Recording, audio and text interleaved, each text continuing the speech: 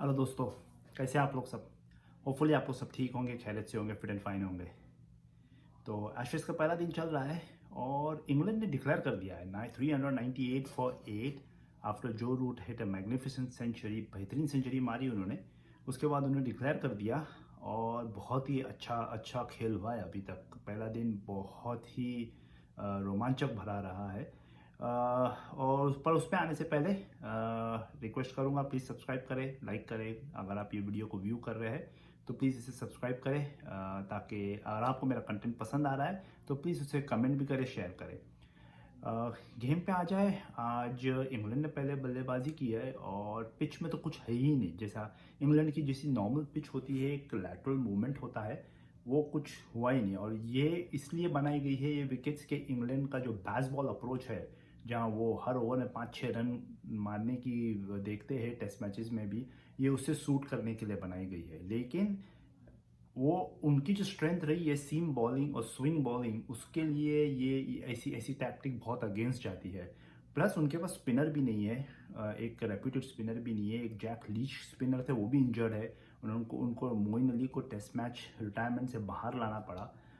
उनके पास कोई कोई अच्छा स्पिनर भी, स्पेशली स्पिनर नहीं है। मोइन अली अच्छे स्पिनर है, ठीक स्पिनर है, ऑलराउंडर की कैटेगरी में आते हैं, लेकिन एक स्पेशली स्पिनर नहीं है। तो अब उसके मद्देनज़र तो अगर उन्होंने डिक्लेयर किया है 398 फॉर 8, मुझे लगता है उन्होंने ये गेम ऑस्ट्रेलिया को एक थाली में सजा कर दे दिया है।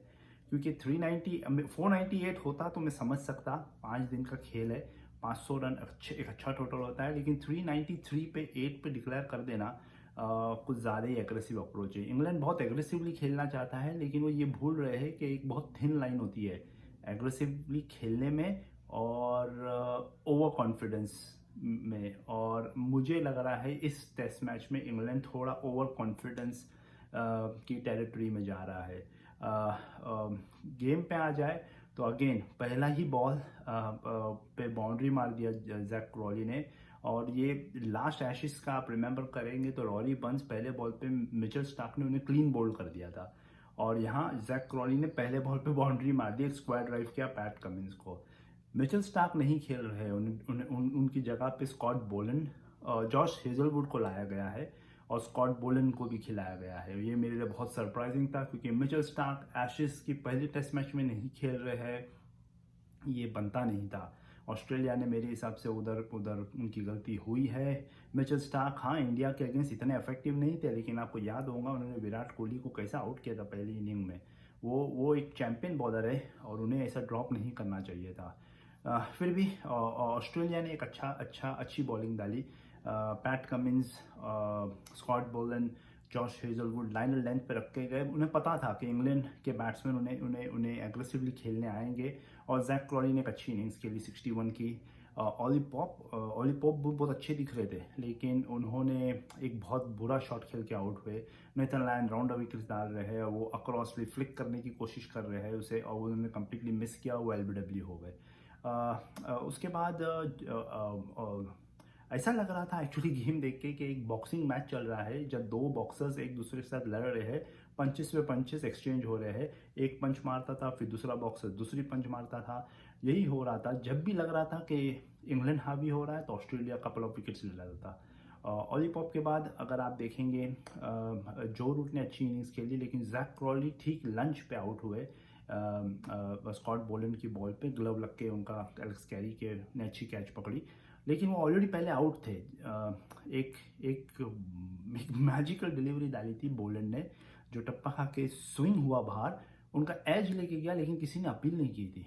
लेकिन उसमें लकी थे वो, बट लंच से पहले वो आउट हो गए और इंग्लैंड 124 पे 3 था। उसके बाद हैरी ब्रुक भी एग्रेसिव ही आए और वो भी इनफैक्ट स्कॉट बोलन को तो उन्होंने चार्ज कर करके भी मारा। जो रूट ने भी चार्ज कर करके बॉलर्स को खेला। वो ऐसा ही लग रहा था कि हम 5 और 6 रन तो हमको मारना ही है। वो एक वनडे क्रिकेट का एटीट्यूड, T20 का क्रिकेट का एटीट्यूड लेके खेल रहे थे। हैरी ब्रुक जैसा आउट हुए, मैंने वैसा डिसमिसल अपने इतना क्रिकेट देखा हूँ और खेला हूँ, लेकिन मैंने ऐसा ऐसा डिसमिसल कभी नहीं देखा। जब बॉल नेथन लायन का राउंड विकेट्स डाल लेते हैं, उनके थाई पैड पे हिट हुआ और बॉल पॉप हुआ, उन्हें पता नहीं चला बॉल किधर गया। बॉल फिर वो क्रीज पे पिच हुआ और स्पन होके विकेट्स पे लग गया। इनफैक्ट सब सरप्राइज थे, ऐसा डिसमिसल मैंने कभी नहीं देखा। अनलकी थे हैरी ब्रूक, लेकिन उसके बाद बेन स्टोक्स की बड़ी विकेट हेजलवुड ने उन्हें कॉट बिहाइंड कराया और अब ऑस्ट्रेलिया हावी हो गई। लेकिन अगेन जैसा मैंने कहा, बॉक्सिंग मैच चल रहा था 2 बॉक्सर्स के बीच में, इंग्लैंड ने फिर काउंटर पंच किया। जॉनी बेस्टो और जो रूट ने एग्रेसिव खेला। जॉनी बेस्टो की इनिंग्स आज जो रूट ने 100 मारा, लेकिन सबसे फ्लुएंट जॉनी बेस्टो दिखे। उनका टिपिकल फ्रंट फुट पे drives, pull shot, flick shot, हर रेंज ऑफ शॉट्स दिखाया। इनके लिए मुझे तो लग रहा था वो 100 आराम से मारेंगे, लेकिन उन्होंने थोड़ा थोड़ा जल्दबाजी कर दी और नेथन लायन के बॉल पे अननेसेसरी स्टंप हो गए। नेथन लायन को खेल के निकाल लेते तो ये बहुत बड़ा स्कोर मार देते। उसके बाद मोइन अली भी फास्ट खेलने के चक्कर में कुछ 18 रन मारे, बाउंड्रीज मारी, लेकिन वो भी स्टंप हो गए नेथन लायन के बॉल पे। नेथन लायन को अगर वो खेल के निकाल लेते तो दूसरी बॉलिंग में कुछ दम नहीं लग रहा था, क्योंकि मिचेल स्टार्क भी नहीं थे कि वो थोड़ा रिवर्स कराते।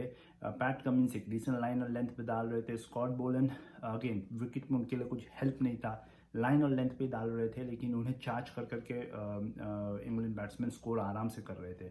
जॉश हेजलवुड भी कुछ ज़्यादा परचेज नहीं मिला उन्हें once the ball really got old.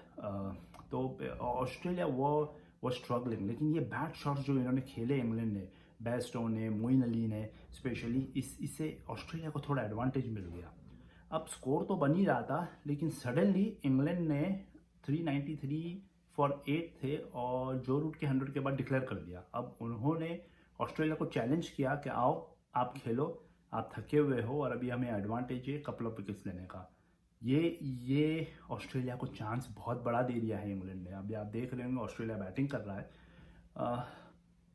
ये बहुत बड़ा चांस है ऑस्ट्रेलिया के लिए। अगर ऑस्ट्रेलिया यहाँ से 5 सेशन भी खेल लेता है और 500, 550, 550 की रन बना लेता है, 150, 160 की लीड ले लेता है, तो अब इंग्लैंड पे प्रेशर रहेगा, क्योंकि ये पिच में इतना कुछ है ही नहीं कि बॉलर्स के लिए इतनी मदद हो। और इंग्लैंड के पास कोई स्पिनर नहीं है, जैसे नेथन लायन के पास ने 4 विकेट लिया जिन्होंने अच्छी स्पिन गेंदबाजी की ऐसी विकेट पे। और ये पिच जैसे ये बैटिंग विकेट बनाया है इंग्लैंड ने अपने बेस बॉल को सूट करने के लिए, लेकिन जैसे जैसे ये पिच वर्न आउट होगा, नेथन लायन इस पे सेकेंड इनिंग्स में बहुत ही अच्छी बॉलिंग डाल सकते हैं। उनके लिए हेल्प क्रिएट होगी, रिवर्स स्विंग के भी चांसेस है।